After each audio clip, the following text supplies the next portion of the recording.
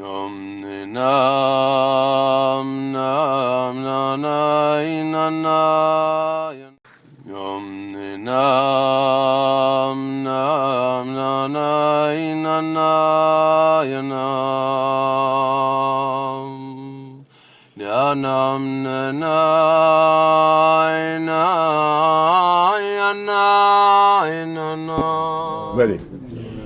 Okay, so we are just below the middle of the second paragraph on page Yudalet.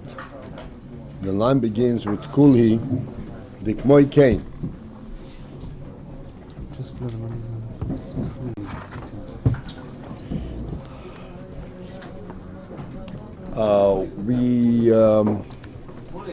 We were discussing the union from Rosa V'Shuv. Which is a carryover from the previous Maimer. And that Rosa V'Shuv is a constant thing. And Rosa V'Shuv in Avodah is principally the union of Ahava V'Yira. And this is what we're discussing, how Ahava V'Yira is a representative of Rosa V'Shuv. So we gave the mashal from Ahava the way it is in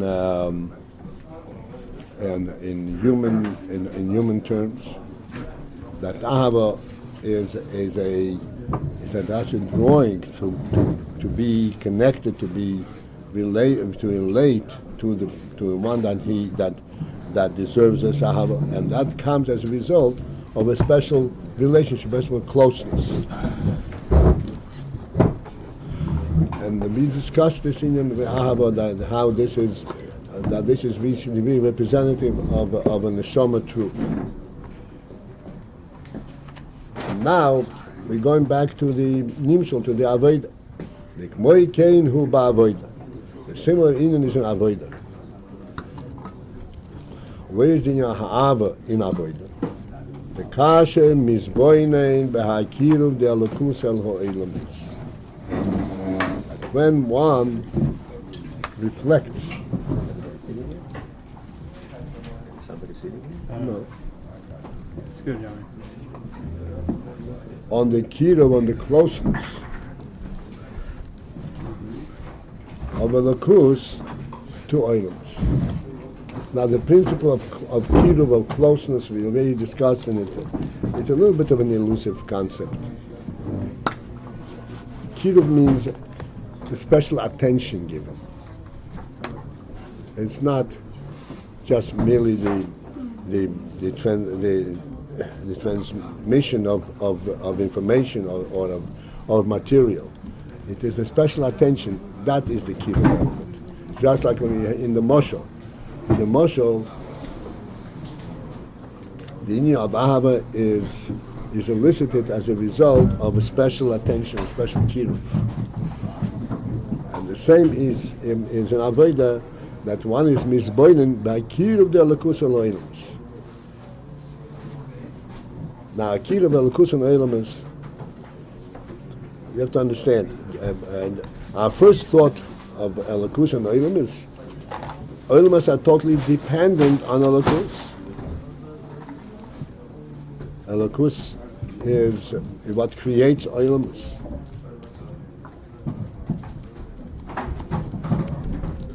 But here we are talking about the kiruv elakus, a special quality in this relationship.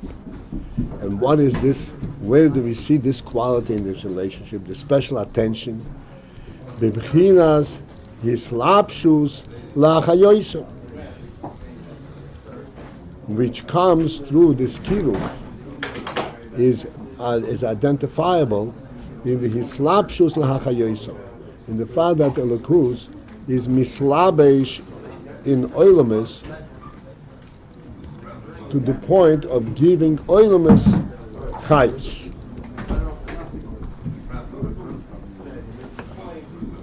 Where the union of chayus and oilamis are really two different concepts altogether. Oilamis is a created entity. Like we said, we always repeat the principle that when the world was first created, there was choshech There was darkness. In darkness, the only interaction, communication between one presence and another is by touch. Touch, there's no chayas. Touch is the actual effect. When then in light comes in a completely new reality. That there is a real relationship, a real interaction in terms of the reality of the two presences, rather than in terms of their effect upon each other. Touch is how one thing affects the other. So there is not a real understanding of the other, of one another. So the Elokus does not only create world, but it's mislabesh lahachayosom, mislabesh to actually imbue chayus into the world. Chayus is a godly reality, not a worldly reality. Again, as we always demonstrate, that the body is part of the world. And the body, if the body gets a cut on your finger, I always give a muscle from cutting your finger, and I think I have a cut on my finger. I was rewarded for this. When you get a cut on your finger, It'll heal fast. huh? It'll heal fast. It heals. What kind of phenomenon is this that it heals? This is contrary to worldly definitions, criteria. You take a piece of paper, you cut it. It's never going to heal. You cut it, it's cut. How is the body any different? It's a physical piece of meat. I want to see you cut a piece of meat and put it together, you should heal.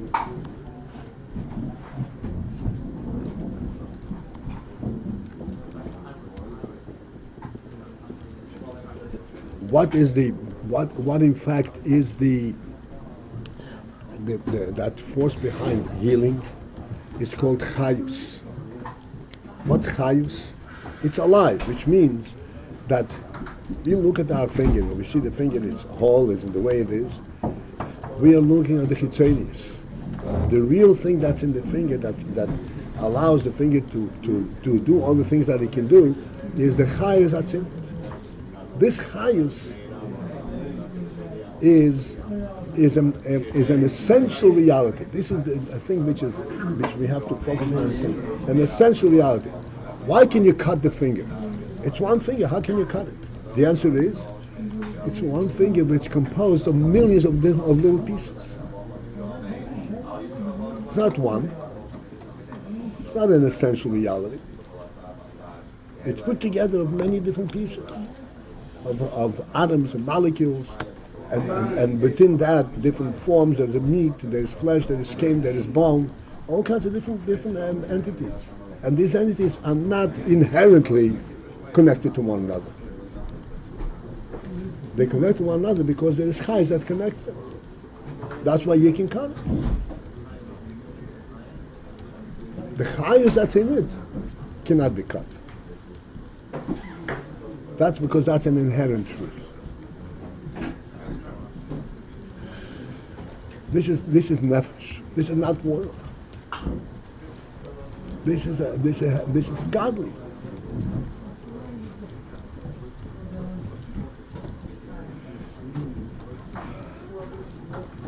So godly is okay. God can provide godliness, but where do you see the special kiruv, the special closeness? Special closeness is in the hislapshus. What is the hislapshus? Hislapshus means that yes, God gives chayus to the person, but this chayus is given to each part of the body in its particular manner.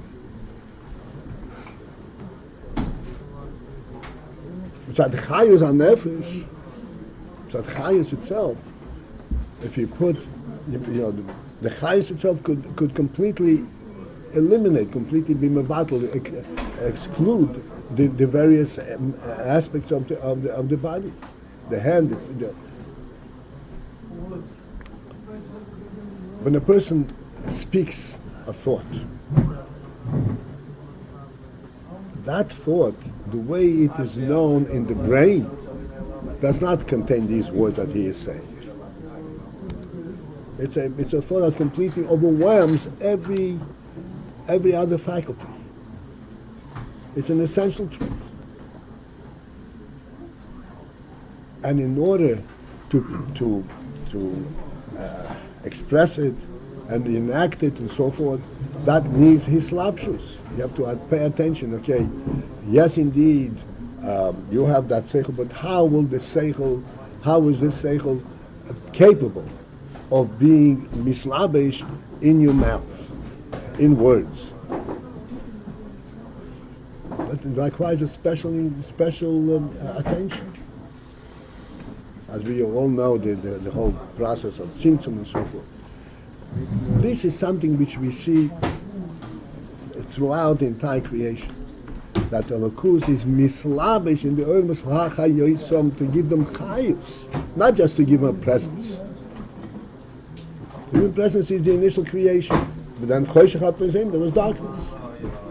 And then came light. What kind of light is it? It's a light that does not negate the physicality of the world. This is a miracle itself. It's a light that light which is superior to the world, and yet it's reduced to the point where it becomes part and parcel of the world. Listen to these slaps.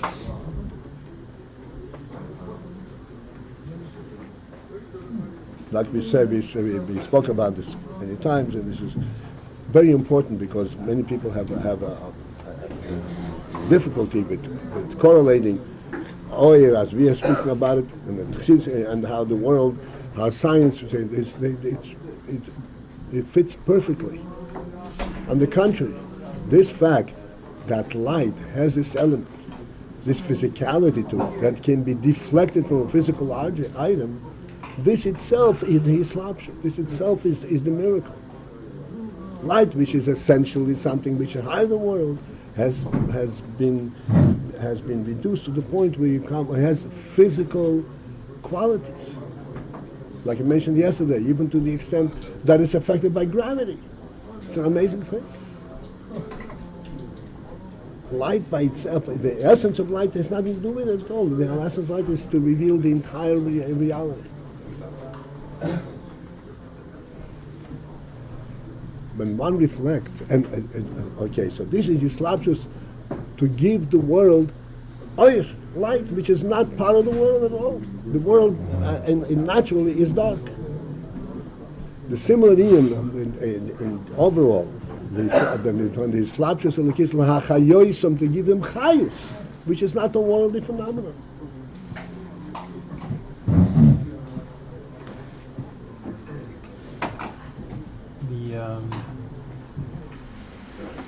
The sun, the sunlight being mislabish to the point where you could, it has aspects of world, physical aspects. Doesn't that conceal the primary message of the light? Why would that be, I got you. We spoke about it, so I skipped. Yes. It conceals and reveals.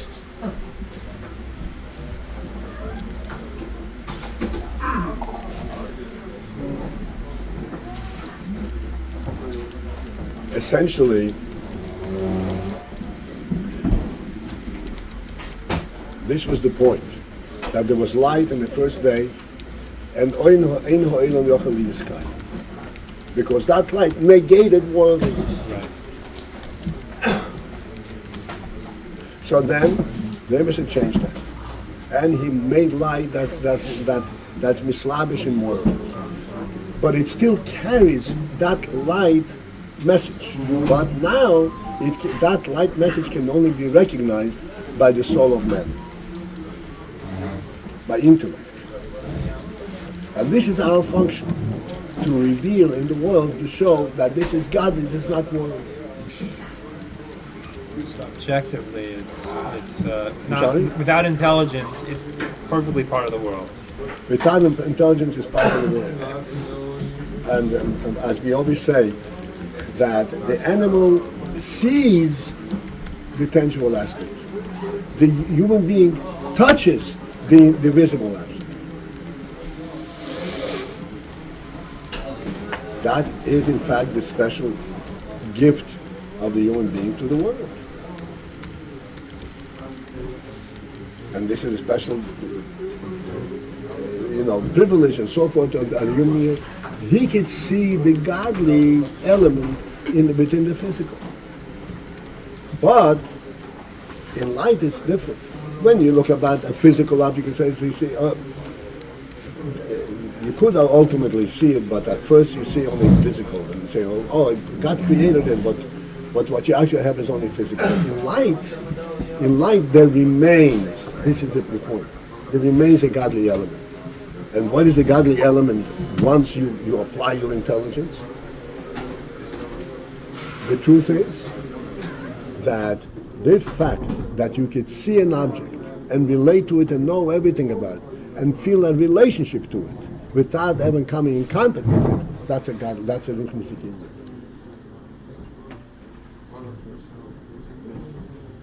And this, in fact, is uniquely human. The animal does, as I said, the animal perceives the object when it sees, it perceives it as if it's touching it. Its tangibility. The human being sees the object by inside. He says, "Oh, this is real. This is not just tangible."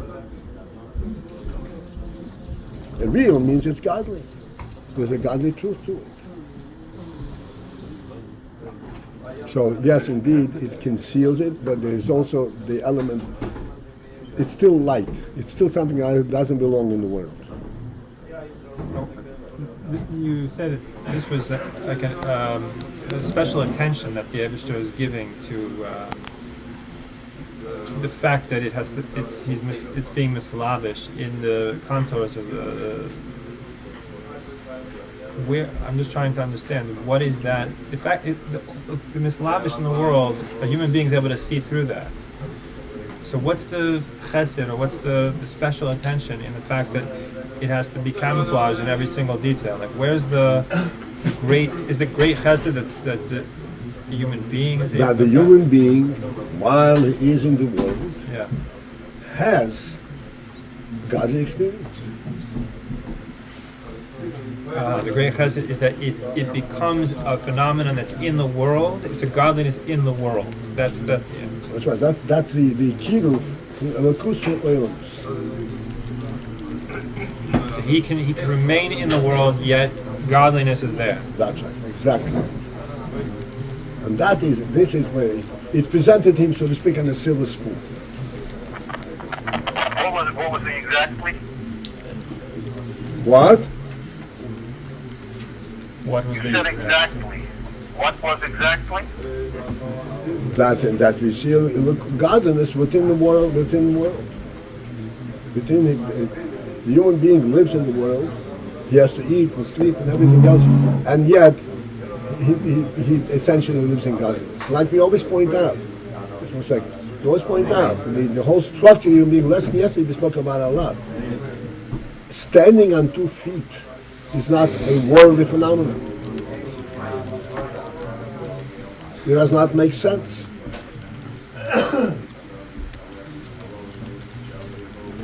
As a matter of fact, they always point out that this human being standing on 2 feet, that is the biggest rejection to the theory of evolution.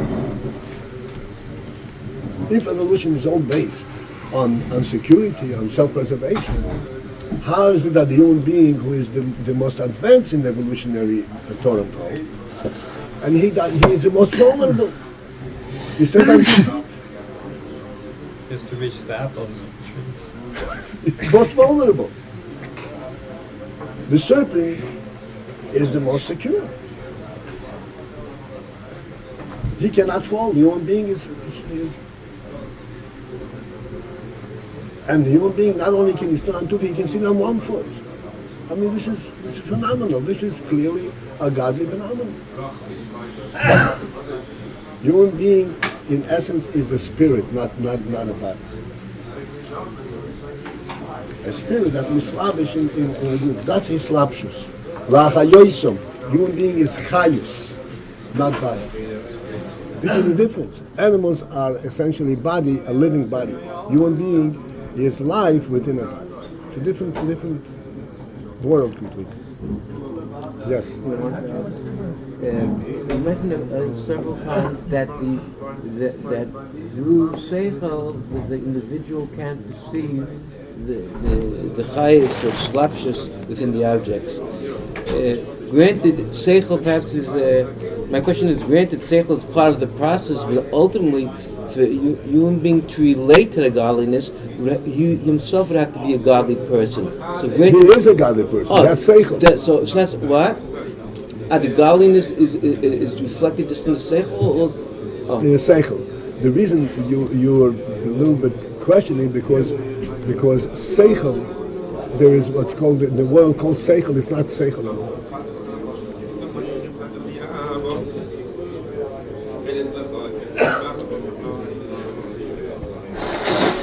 It's out of Pesach. Let me give a certain truth. There are two ways to relate to relate to consciousness, to awareness, to know that there is a world. Two very distinct opposite ways. One is by personal experience.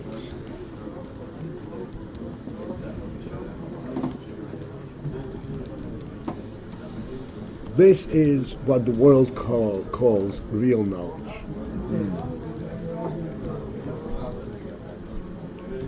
This personal experience has nothing to do with seichel at all. It's like a dog having been hit on the head, so it knows that when he gets hit on the head, it hurts. That's seichel.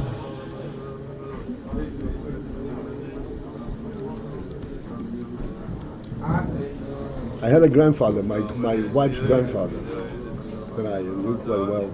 He was here during the Depression years. You know, he went through the whole the difficult moments in America, the golden country. But nevertheless, it was America. It wasn't communism. And so for Shabbos, Shabbos was a very difficult thing. So he became a peddler. As a peddler, he had to go through all kinds of different streets. A peddler means he had a little cart and he was selling little tchotchkes. So he used to go to the streets and used to go through the Goyish streets. And the Goyim used to entice dogs this was a very big entertaining, entice dogs on the Jew. Going back to the Polish, Inside. Go on, chase the Jew. This is going back to the Polish prince. Chase the Jew. So he said that he had to go to the street. So he had it so practiced so perfectly that the dog would come close. He would hit it straight in the nose. Poof, and the dog would run away. After a while, the dogs would hide when he would come to the street. Isn't that intelligent? Look how intelligent these dogs are. So we have to understand, yes, indeed, this is intelligent, because a dog that does not learn from these experiences is sick. It's not natural. But this is not human intelligence. That is human intelligence. Human intelligence is to know the world from a higher than world perspective. That's human intelligence. It really should be there. That's what the Rambam says. What is the basis of intelligence? To know that there's the first being that creates everything. To find out that there is a world because I got hit, that's stupid. That's animal.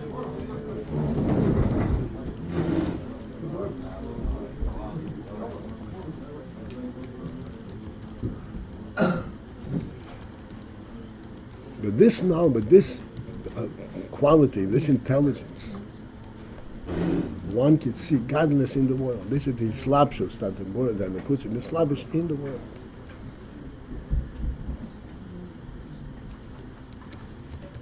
So that yes, you experience, you see light, and you see light. What is light? It opens up the entire panorama. How is that?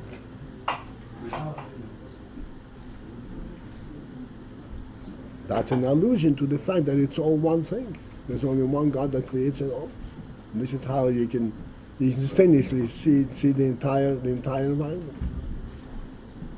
That's what light is.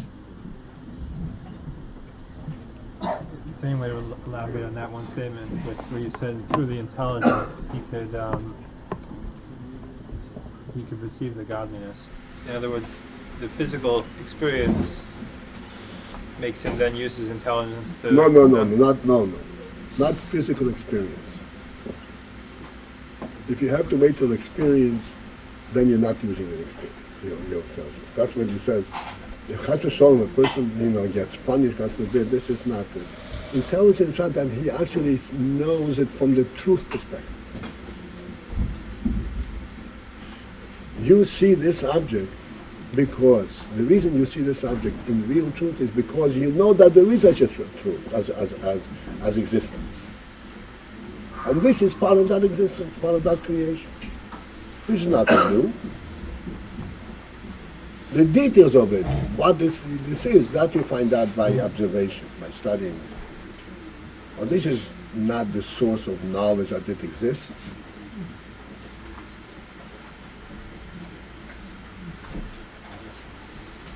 You know that there is an existence, and that's not because you find yourself here. You know there's an existence. That's not because of experience. You find yourself here, yes, but you find yourself here intelligently. With your soul, not because it hits you physically. But it's not based on any experience. Doesn't based that on you're experience. finding yourself here. No. That's a good question. I mean, with the... I'm just getting stuck that you could sort of stay in your own room the whole, and you have this knowledge.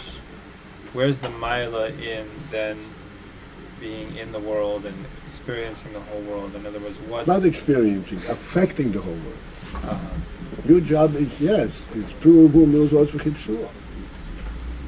And to show that each thing is what Hashem created, not what it just is. That's right. Yeah. Go and conquer it. Conquer it from what perspective? Because you're above it. Tell the world. Tell the world what the reality is. What did the other Mauritian do? What the Avraham Avinu do? Avraham Avinu, what a chutzpah. Stands up and goes around the world and starts screaming, hey, you idiots. Who are you?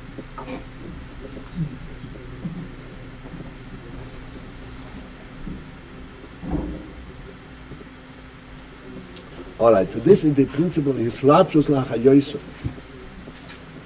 Lachayosim is the emphasis of this in this statement. Lachayosim does not mean to give him a present, but to give him life, which is another thing. And in order to give him life, he has to be Hislapshus, otherwise he would completely overwhelm them.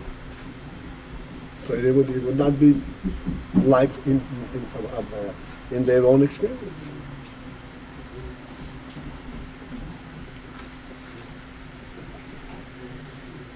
And so one is misboinen in this phenomenon. This is key of the elokus.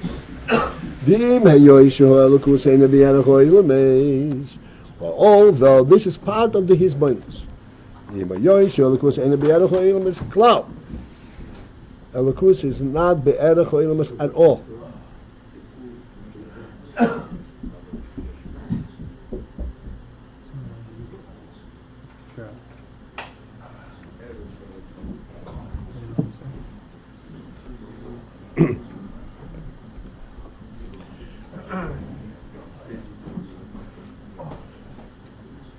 For this, since we spent so much time on this, the Elokus in the Be'erach or Elam is cloud. I said this is part of the Hisboinus. If this is part of the Hisboinus, that means that this is something which has to be not just known peripherally,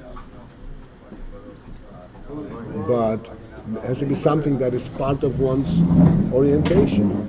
He knows what he's talking about. He says Elokus will not be Erech Eilumus.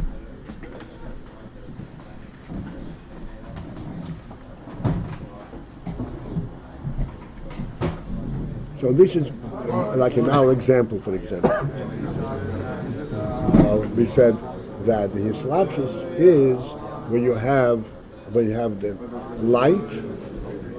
And what is light? Light defies completely the worldly limits.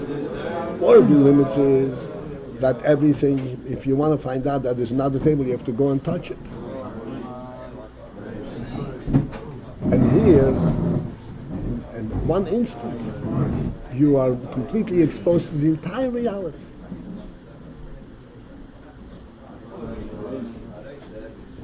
What is this representative of? Representative of the godly truth that the entire reality is actually sourced in one truth.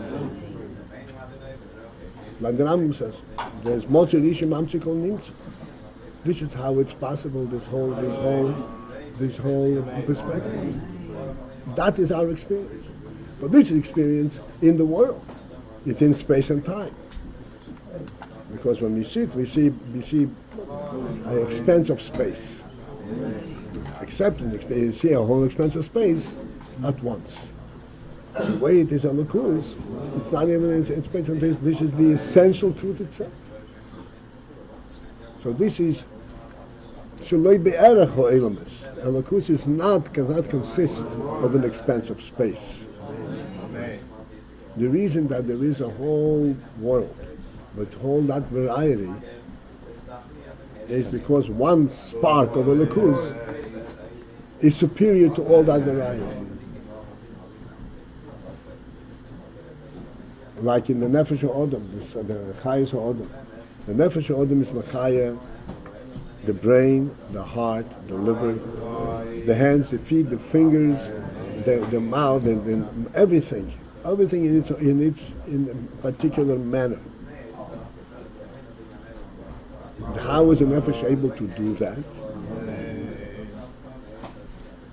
It is that the Nefesh itself, and the Rotzen HaNefesh, is superior, Shalei B'Yarech, to all of this. And as we know that Nefesh, Rotzen, everything has the Chayes from the Rotzen. And that Rotzen is superior to all of these individual causes. So, okay, let that suffice for this. So the Elokus is Shaloi B'Yarech Ha'Elam is completely cloud. Und and yet still, Misamtzem O'er Eloki, the O'er Eloki is Misamtzem, reduces itself, U'Mislabesh B'Toichom, and it imbues itself within them, within their own limits, within their own structure, Lahachayoisom, and gives them life. What does that mean, it gives them life? As we said, giving them life means it gives them an essential presence. For example, we speak about the finger. The finger has chayes. The chayes that's in the finger is only that the finger should be able to move around, to be able to do its thing. Is that comparable to the chayes that's in the brain, that's able to sense super concepts? And to sense that there is a one being that creates everything? The finger cannot sense and does not have that kind of chayes.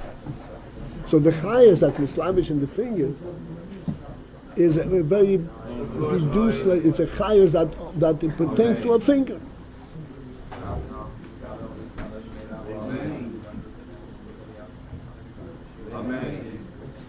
And it is true almost to say that the finger wants, he has chayes, he wants to do what a finger is supposed to do.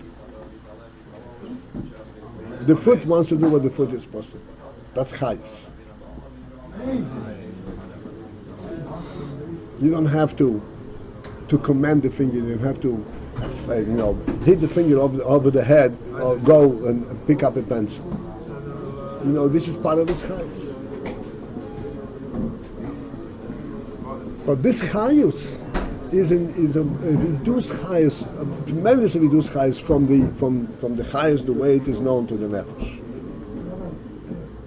So that lahayoisa means that he is mislabish in them to give them their specific individual chayas at their level. That's kiruv.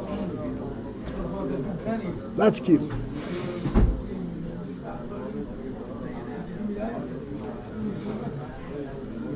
When a guest comes to your home, and you serve him a luscious meal, but he says to you, "Listen, my dear friend, I'm a diabetic."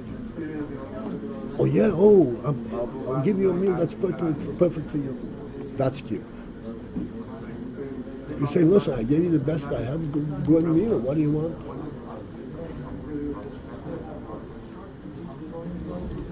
So, yes, you did your duty, but you didn't attend to my needs.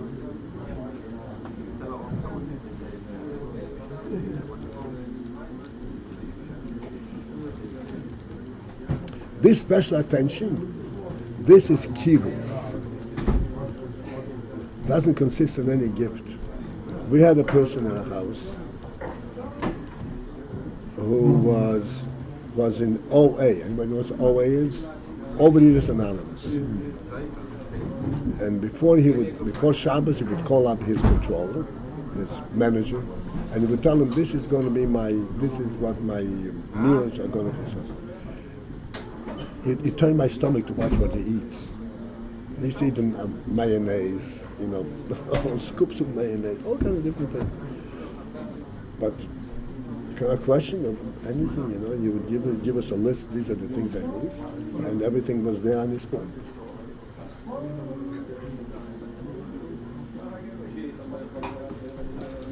I was once watching a cousin of mine. When I was in Al-Bakhar, he was feeding a baby food. Feeding baby food. Says, "This is so disgusting." For the baby, this is perfect. But for an adult, it's doesn't have any taste. That's what is slapshus. Slapshus means to give to each according to it. By Yosef HaTzadik it says, "Lechem lefi hataf." Remember that person? Lechem lefi hataf. That Yosef fed his brothers and his father's household. Lechem lefi hataf. Yosef paid attention to each family, how old are the kids and what kind of food he needs. That's meant lechem lefi hataf. That's meant kiruv. The fact that you have an abundance of food and you just give it, that's not kiruv. When one is misboinen in this kiruv elokus in oilams, ukmeshikosa v'ato mechaya es kulom, as the pasuk says, v'ato mechaya es kulom, you are mechaya all of them, which means shebechol nivra v'nivra. This is what we discussed. That in every individual creature, mislabesh ho'er ho'leki lahachayoisoi. Veroki is mislabesh lahachayoisoi, to give it particular chayes in its particular level.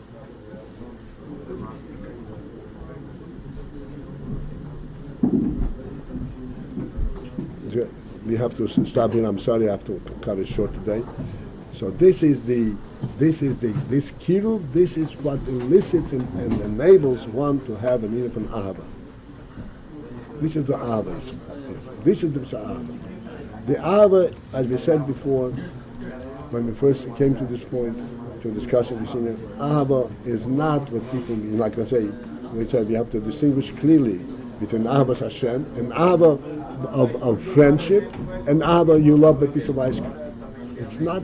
It's a borrowed term. It's a completely different meaning. Just as seichel is an expression of a nefesh, it's a nefesh inyan, like we said before. Ahava is also a nefesh inyan, and it comes through the process of nefesh, rotzen, into seichel, and then it comes into ahava. Ahava is one of the finest true qualities in the human being. That a truth touches him so deeply that he becomes personally involved in it. That's with ahava. So Not that he knows, huh? Ahavas Hashem and friendship is similar. They're similar. It's in a different level. But Midas Ha'ava.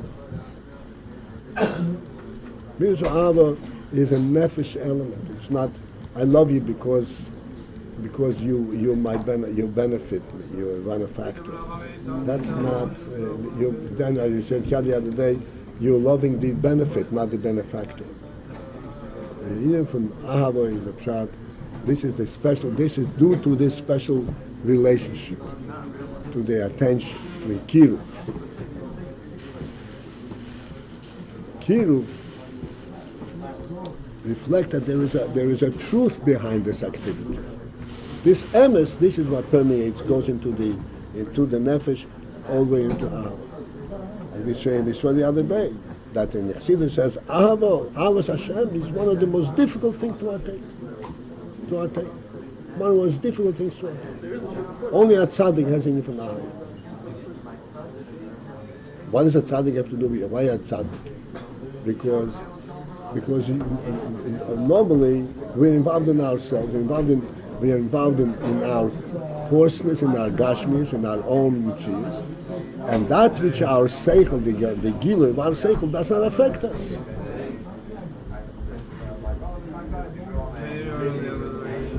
Let the emes be the emes, and I have my own concerns. I have my own interests. So that the emes, hu elikim emes, and that should permeate your whole mitzias to the point that this is what you're looking for. That requires enormous refinement. This is where, just one more. This is where the whole union of self deprivation, so to speak. The person deprives himself from satisfying himself. We're not, chas v'sholom, in the philosophy of torture. It has to be known what is deprivation. Deprivation is, in order to refine oneself, in order that the goof and the nefesh, that the living nefesh should be sensitive to a godly truth. And as long as he is involved in self-satisfaction, he is not going to be sensitive.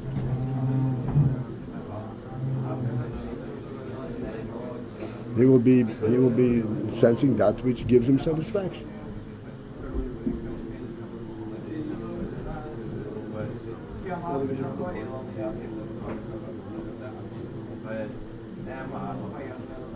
Like we said, an animal could be in light and see, and what does he see? What does an animal see? The tangible aspect. The human being is privileged to see the visible, which is not tangible. That's a tremendous superiority. That's a tremendous refinement. You're saying he's only going to see that if he refines himself. Not bombarded. If you see this object, okay, and you're not from a truth perspective, say there's a truth in the fact that this is owned by somebody. It's not just I'm not going to take it because whatever, I'll be embarrassed or I'll be caught or I'll be punished or I want to have self-pride. Just to know that there's a truth in the world. Like we said, the Rebbe should give the world to human beings, and human beings have the right of ownership. And this is not you, this belongs to this other person. And therefore you're going to stay, you're going to be respected from a truth, from a godly perspective. That's refinement. That requires a lot of refinement.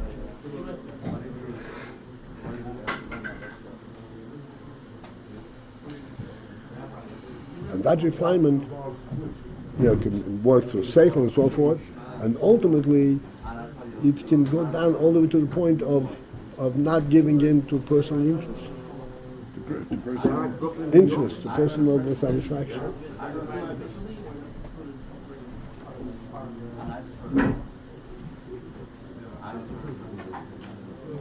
Our Rebbe used to fast an enormous amount. Nobody knew about it.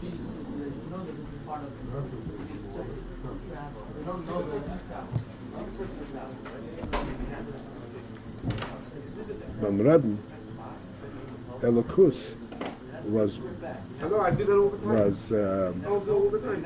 I did. the daily, the norm, the perfect norm. When the Rebbe spoke about the instruction ahead of him, you wouldn't even notice that he was involved in something above. It was right there in the world. Go here, go there.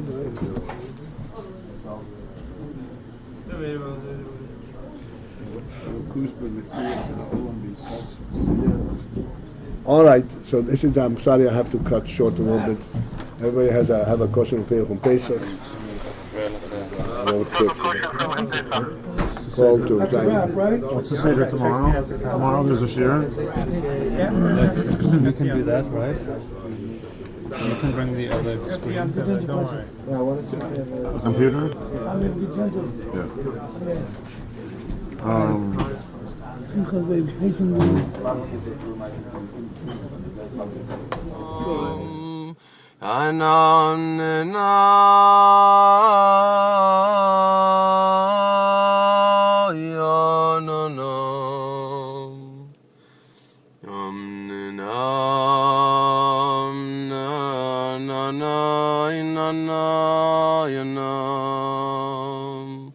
Na na na na na na na na na ya na na na na na na